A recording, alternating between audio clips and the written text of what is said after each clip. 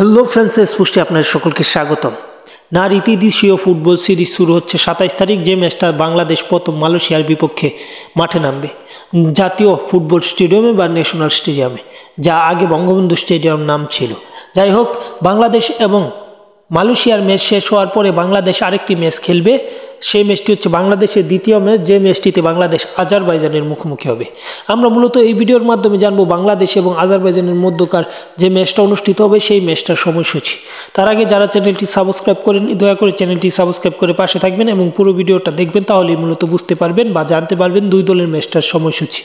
বাংলাদেশ এবং আজারবাইজানের মধ্যকার যে ম্যাচটা অনুষ্ঠিত হবে সেই ম্যাচটা হচ্ছে এই টুর্নামেন্টের শেষ ম্যাচ, যে ম্যাচটা অনুষ্ঠিত হবে নভেম্বর পেরিয়ে ডিসেম্বরের 2 তারিখ বাংলাদেশ এবং আজারবাইজান দুই দল একে অপরের মুখোমুখি হবে। এই ম্যাচটি কোন সময় অনুষ্ঠিত হবে অনেকেই প্রশ্ন করেন। এই ম্যাচটি মূলত অনুষ্ঠিত হবে বাংলাদেশ সময় ডিসেম্বরের 2 তারিখ, এবং এই ম্যাচটি যেহেতু ঢাকায় অনুষ্ঠিত হবে সেহেতু বাংলাদেশ সময় সন্ধ্যা 6টায় অনুষ্ঠিত হবে।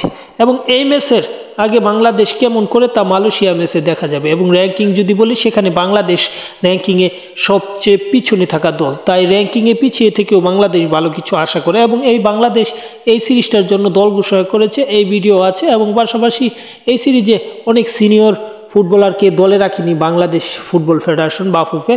এবং পাশাপাশি এই সিরিজটার বা এই টুর্নামেন্টে বাংলাদেশ ভালো করলে হয়তো র্যাঙ্কিংয়ে আরও উন্নতি করতে পারবে, এবং দুইটি ম্যাচ জিততে পারলে বাংলাদেশের সামনে সুযোগ আছে র্যাঙ্কিংয়ে 100-র নিচে নামা, মানে 97-98 আসা। তা বাংলাদেশের জন্য দারুণ একটা ব্যাপার হবে। তার জন্য অবশ্যই বাংলাদেশ ঘরের মাঠের সুযোগটা কাজে লাগিয়ে দুইটি ম্যাচই জিততে হবে। অথবা যদি বাংলাদেশ দুইটি ম্যাচই ড্র করে তবু র্যাঙ্কিংয়ে 1 কিংবা 2 ধাপ আগানোর সুযোগ থাকছে, তা কঠিন হবে। যাই হোক, খেলার আপডেট পেতে চ্যানেলটি সাবস্ক্রাইব করে পাশে থাকুন। ধন্যবাদ সকলকে।